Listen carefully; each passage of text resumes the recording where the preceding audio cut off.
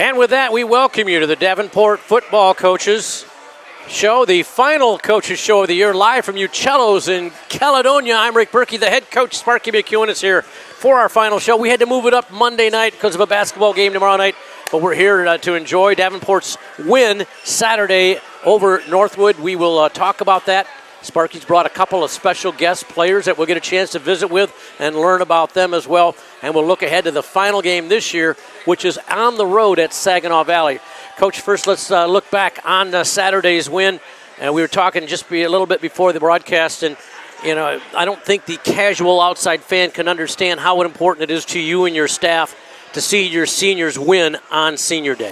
It's all we talked about this last couple weeks is that we want to send those guys out the right way at home on Senior Day. It's really important. And for all those athletes that ever has played, in a sport, winning your home last game is truly important. And it was just coincidental that a lot of the guys that showed up big in that game were seniors. And it was against a very tough team in Northwood. And Northwood's been in a lot of close games this year. And they've run into some adversity and, from having their coach out and some different things. So we knew we were going against a tough opponent, one that was going to scrap and fight you to the very end, and they did just that. But we were fortunate enough to pull it out. And one of those seniors was a guy who's meant a lot to your program. The whole Powers family has, but Keon Powers was one of those players.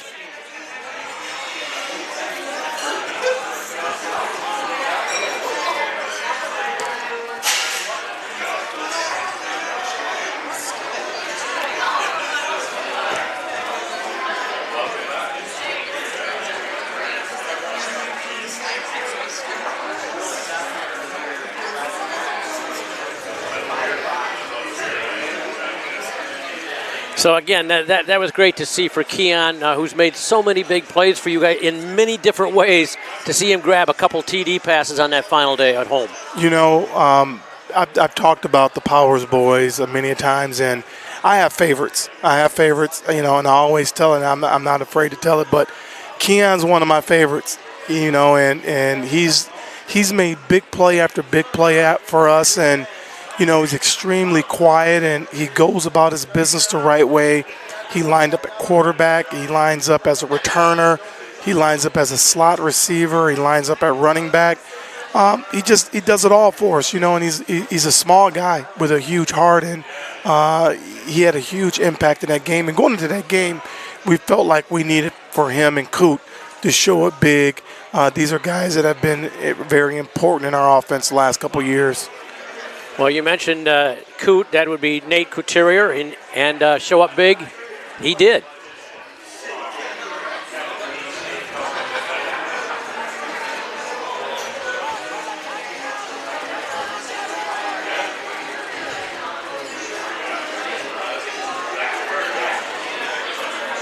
And so Nate got his final touchdown pass at home as well. And we already talked before this year about how frustrating it's been for him as well as the staff that they kicked away from him all year long. He just hasn't had a chance to get a ball on his hand, so it was great to see him get one more grab in for the pay dirt. Truly, a guy that's an first-team all-conference player. They kicked the ball away from him pretty much all season. And on the offensive side of the ball, our offense hasn't been stellar. It's been inconsistent. And it was, kind of expected, with a number of new starters, in place. And we knew this was going to be a tough year to get this group some experience under their belt. And I feel good, about our future, because right now, if you speed this thing up 365 days, I would have told you that, we got 9 to 10 starters on offense returning. So some struggles were there, and as advertised, when you're young, it tends to happen. We talked a little bit about this last week, Sparky, but that offensive line, it has made another step up. They made a step up last week, and they made another big step up this week, I thought. They have, and I talked to the guys, and, when we were in a team meeting, and I asked the offensive line, how close are you? all those guys said we're close, we're a step away, and all of them return next year. Our top 7-8 linemen, return, and that's exciting, for us. And as well as now, you all of a sudden you start talking about Fugate and Seth, and then Creed and White. They also return in the backfield, and you got Ford and Blake Daniels, and offensively you got some firepower. It's kind of what you've been building on and building for. Yeah, you mentioned Blake Daniels. We got a taste of him last year. Not a lot, but a little bit of taste, just enough to see the potential that young man has. And I look for a great future for him. But you mentioned, again, the offensive line, Angelo Allen, the senior from Avon, Indiana. We're going to be visiting with him a little bit, one of those linemen that's played so well as well. And your defense was timely. It was a situation where, it was a one-score game.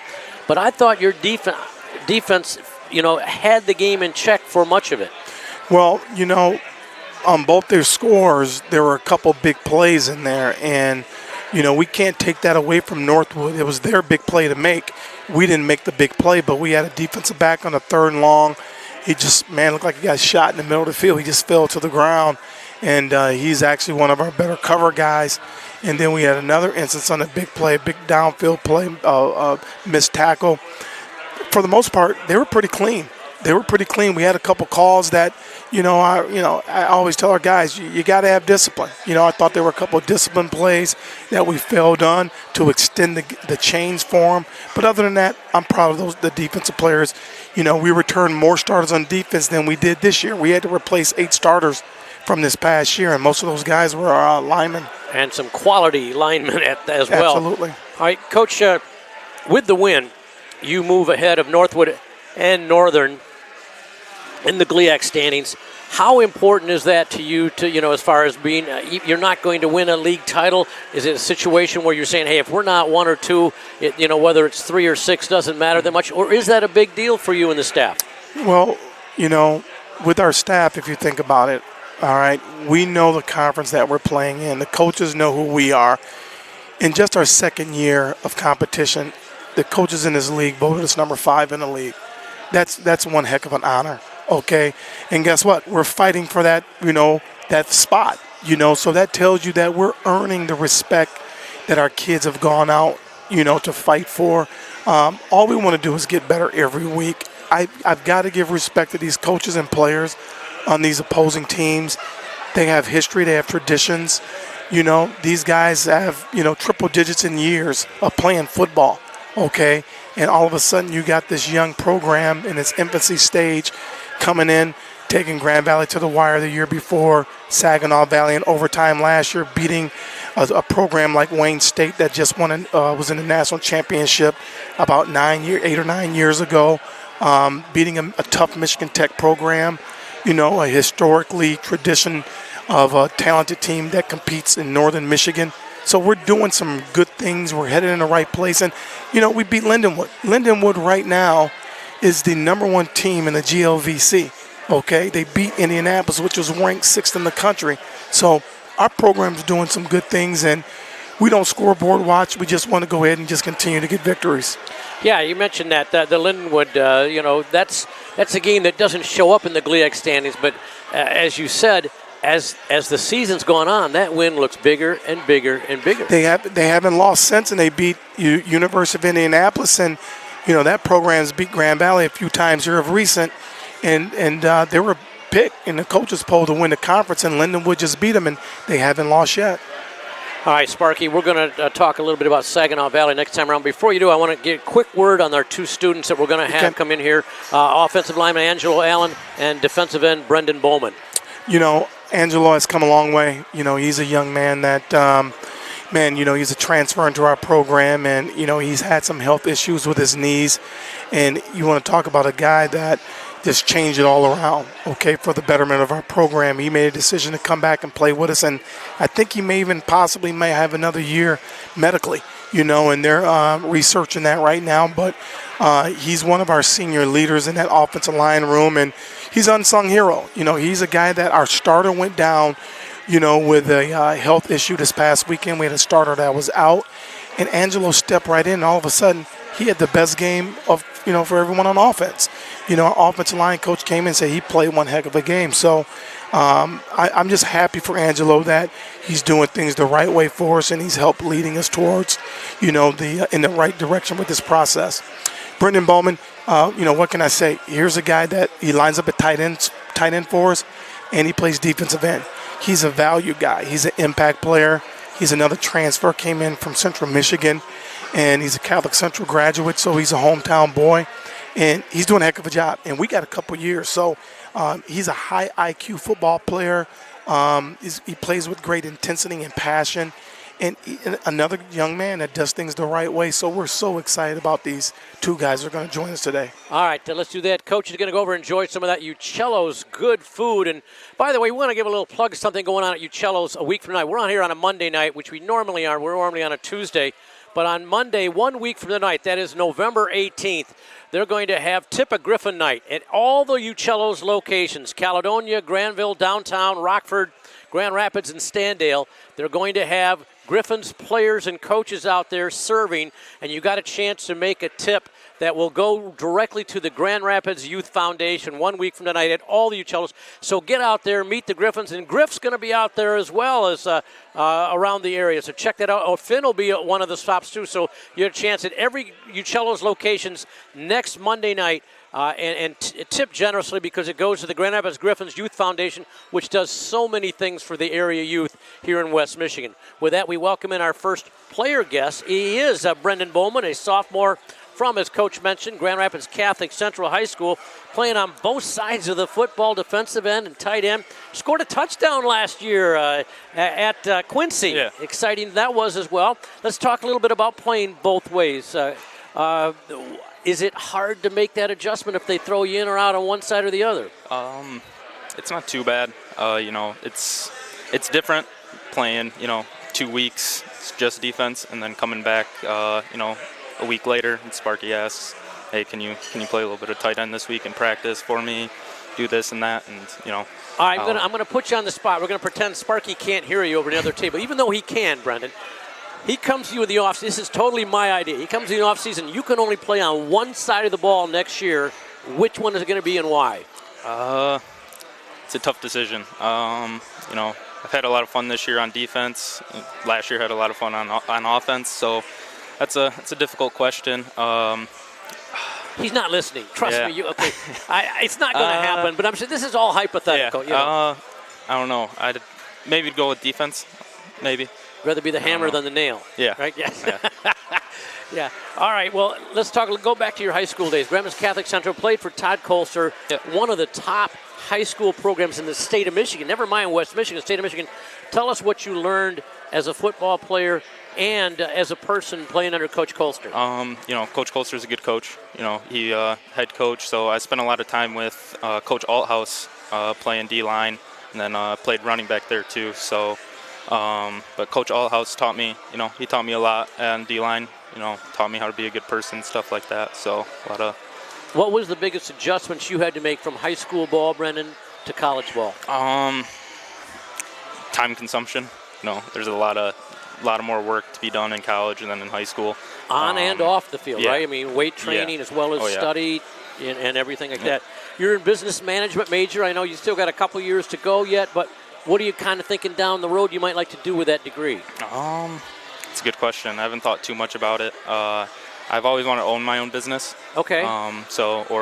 Be part of owning a business. What kind of area? You think of what kind of area you'd like to be in, or no, just have your own? Not yet. Well, you certainly got plenty of time to catch that again. What about that win Saturday? You're not a senior, but I know Coach said it was imperative for all the non-seniors to try to send your seniors out Saturday. Yep. It was a really nice win for senior day.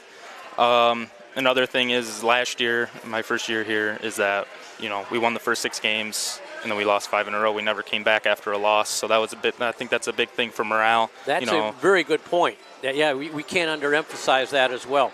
All right, regardless of which side, and it looks like you may play on both sides next year, tell us about your offseason. You got another game to go, I know, but what are you focused on in the offseason to make Brendan Bowman a better football player next year? Training, working, training my butt off, doing the best I can. Strength, speed, both? Everything, you do everything I can to help the team out, do whatever Sparky needs me to do, whether that's offense, defense, or both. I'm just ready for, that aspect. Tell us spring about ball your will be. strength and conditioning coach. He's Coach Martin. He's a good guy. He, he expects a lot out of us, which is good for strength conditioning. He's intense. He's really intense. Loves to do it, and that's he's very passionate about strength conditioning, which is a big thing, for college strength conditioning coaches to be, passionate. Enjoying the Cello's food here? Yeah. We'll go have some more, okay? Right. Good to meet you again. Of course, I certainly saw him, covered him in my high school coverage here in West Michigan at Grand Rapids Catholic Central, which I should have asked Brendan about it. They're in the state quarterfinals and the regional finals already this weekend. So that is Brendan Bowman, a sophomore from Grand Rapids. Now we next welcome in Angelo Allen, a 6'3 senior from Indiana, transferred to Davenport University, and he's been coming along. Coach mentioned he stepped in and plugged in right away and played a terrific game Saturday. Let's talk, Angelo, about that game Saturday and how that felt for you to get that W. It felt good to be out there with my guys, balling out, playing as hard as we could. It just felt good to be out there with them boys. Coach mentioned there's a chance you might get an additional year because of that the 2 games you sat out with an injury. Yeah. I mean, you only played 2 games last year, right? And then got hurt? No. Last year I played. I mean, 2 years ago. Yeah, 2 years. I didn't play any. I had a medical red shirt. Okay, all right. But is there a chance you could get a 6th year still? There is a chance, yes. All right, well, again, we just finished the paperwork, so we're waiting to hear back soon. Let's go back to your high school days, Angelo. Avon, Indiana. Tell us about your high school conference you played in, what caliber of football it was, and how it brought you here. Well, back at home, it's like 6A. I don't know what it is here in Michigan. I think 6A is the top one, right? Yeah. That's back at home. I don't know how they do it here though. It's Class A or 1. Yeah. So yeah, it's the equivalent to Class Division 1 or Class A here. Okay. So I know like one of the best schools here, King, will go up against one of the best schools back at my house is Cathedral. So that's kind of like, and that's 6A. Cathedral is 6A. So that's kind of the caliber 6A is. Now you transferred here. You started out. You went from Grand Valley, right? Yes. What was it that had you? What is it you liked about Davenport that caused you to eventually come over to the right side of town?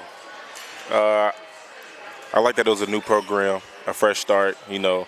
Get my name out there with a new program. That's basically all it was. And Espo brought me in, but then he left, and then Sparky came in, and I kind of clicked with Sparky. So it was just a new startup, which was cool. Let's go back to that transition because a lot of folks forget about that with Coach Espo, and now you've got a new coach. That can be unsettling for a player, Angelo. You don't know. Maybe you're clicking with one coach. It doesn't mean it's automatically going to happen with the second coach. Tell us about your state of mind when you knew the new coach was coming in.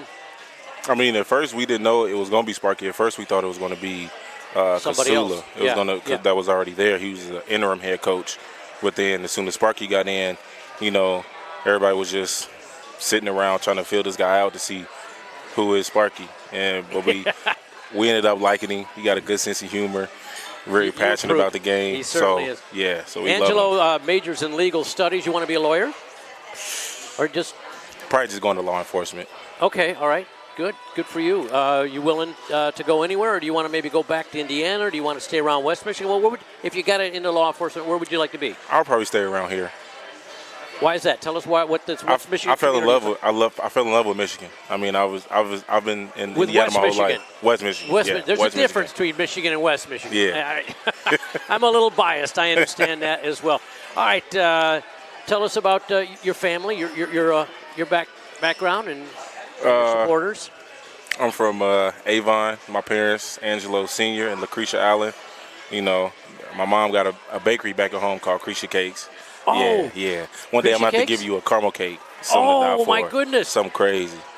Mrs. Allen, you got to send one to me. I will eat it and talk about it on the air. That's her specialty? Yeah, I gave a couple to a couple of my teammates, and they loving it. Every time my mom come, they like. Is that in Avon? No, it's on 86th Street. It's like in Indianapolis, like kind of Carmel area. Yeah. Mm-hmm. And you hang out there a lot? When I go back home, yeah, of course. Free sweets. Right. I got a sweet tooth that won't end, Angelo. Good for you. Glad to hear that as well. Let's talk about your high school coach, Mark Bless. What did you pick up from him? Really, him and Coach Ballou, those was my two favorite coaches that I picked up. Like hard work, can beat out anything any day. Because Coach Ballou, he was our strength conditioning coach, and he went to IU. He went to Notre Dame as a strength conditioning coach, and now he's the head strength conditioning coach at IU. Mark Bless is still the head coach at Avon. And, they just instilled a lot of hard work and passion for the game for me. Well, good for you. Thanks for joining us. Angelo, you got some more Uccello's food over there. You better get over wings. Go down and get that, all right? All right. Thanks, Angelo Allen. Great to see these student athletes like Angelo and Brendan joining us here on our final Davenport football coaches show of the season here. And still one more game this Saturday. And, Coach joins us back once again. And, Coach, I can just see, the pride you show when you bring your young men out here, and we get a chance to visit with them and learn a little bit more about them than just the number and the plays they make on the field, because these are quality student athletes. Good young people, and we talk about the culture that, we're wanting to have there at DU, and that's how you build champions. You have to, love your players and have great relationships, and it's friendships forever, and it's still a game. It's still a game, and these guys have, they know they learn a lot from football, and they know football is just one of the tools that allow them to help them to get their education, and so there's just so many things that you learn along these travels, and you just had two pretty good ones up here with you. All right, we turn our tracks to the final week of the season at Saginaw Valley, and yeah, you got a nice win Saturday, Sparky, but I tell you what, Saginaw Valley really got a nice win Saturday. They were up at Marquette. They beat Northern Michigan 56-10, and that's a lot of points anywhere. You do it on the road, and it's really impressive. Yeah, they're explosive from their running back, which is arguably the best in the league, and their quarterback, arguably the best in the league, and then their receivers. Nate McCrary, the running back. Oh yeah, and then their receivers. Wow, I mean it's a group that's extremely talented, and defensively we know we're going to have our hands full, and we're just going to have to show up big and try to slow down an explosive offense, and then on defense they get after you. They get after you, and they're anchored in there with the best defensive lineman in our league, and we just have our hands full in this last game. You mentioned their two receivers. Here's the numbers, folks, from Saturday. Chad Galliard had 4 catches, 175 yards, and Casey Williams 7 grabs for 162. That's 2 different receivers over the 150-yard mark. You get one over 150, you're doing some talking there. You get 2 in the same game. That is more than impressive. Yeah, both, like I said, the trio there with their quarterback and the 2 receivers, they're pretty explosive, and they do a good job of spreading the wealth. All right, Coach, let's get a couple keys because we're running short on time already, but our final coaches show, we want to talk. I know coaches are not, you're focused on next week, but we do want to ask you a couple questions about next year in the offseason and recruiting. But give us a couple keys to having a chance to go out with a win Saturday in Saginaw. Well, we just can't allow, the defense just to totally take us out of our ability to run the football, because we finally began to establish the ability and opportunity to run the football. We have to be able to do that. That opens up our passing game. If we could do those things, I think we can have success on offense. But then there's our defense. We've got to limit the big plays. We're going to give up some plays, but we got to limit those, because Saginaw can get on top of you in a hurry, and before you know it, the game could be over. So if we come out and we stay patient, in the run game and on defense, tackle, and offensively, once again, we haven't turned the ball over the last couple weeks, and when we don't turn the ball over, we're actually a pretty good football team, but when we give it up, we're just bad. We're just bad. That's the simplest way I can put that. All right, again, tackling in open space, a big part of that, preventing those 12 to 14-yard gains into becoming really, really big ones. All right, Coach, I know, again, you're focused on Saturday, but let's mention a little bit about the recruiting aspect, because when we say it starts right away, Coach, it starts right away. Tell us what happens as soon as that final whistle happens Saturday in Saginaw. Well, we have our banquet on Friday night, and then we'll put our boys up in the hotel that same night, and we'll go over to Saginaw that morning and play a very tough ball game. And that next morning after our game in Saginaw, we're on our planes, and we're headed east, southwest, and Midwest, and trying to fill the holes that's going to be vacated. Where are you yourself going Saturday? Do you know yet? Well, no, Sunday. Sunday, yeah. I'll leave out a little later, and I'll head to Texas. I'll be in California, and I'll be in Mississippi and Florida as well. So for the next 3 weeks, I'll probably be home 4 times at max. Now, as you go to these southern states, will you be going to schools, or will you be going to like playoff games to see players, or both? What will you be doing? All the above. We'll be recruiting junior college kids. We'll be recruiting high school kids. And it's all the above. Playoff games. This is that prime recruiting time, but this is the time where the transfers are, significant, because those are the guys that I bring in the second semester, and then we'll double it up with going to see some of the local high school connections that we have across the country. Well, Sparky, your voice sounds like mine last week when I had to do 3 basketball games and 1 football game in just over 24 hours. So we don't want to take text anymore. You're going to need it the rest of this week. So thanks for being a great co-host of this show all season long. And I know you want to thank the good folks at Uccello's who just treat us so well when we come here. Man, they're fabulous. They've taken great care of us, and Mario and the crew here. Jeff Kellogg, the manager. They've been outstanding, and we couldn't do it without them. And their support is priceless for us. And we have to thank Pete Rusticus. We don't want to thank Pete Rusticus, but we have to thank him. Pete, he does it all for us. He takes great care of us, and he makes sure that you and I can do this. He absolutely does. Coach, good show all season long. We look forward to more again down the road. That'll wrap it up for this week's and final edition of the Davenport Football Coaches Show. So again, don't forget to stay with us for future endeavors. Next year, we'll start talking football real early, and we'll be here before the season starts in the 2020 campaign. For head coach Sparky McEwen, I'm Rick Berkey saying thanks for joining us again for the Davenport Football Coaches Show, and go Panthers.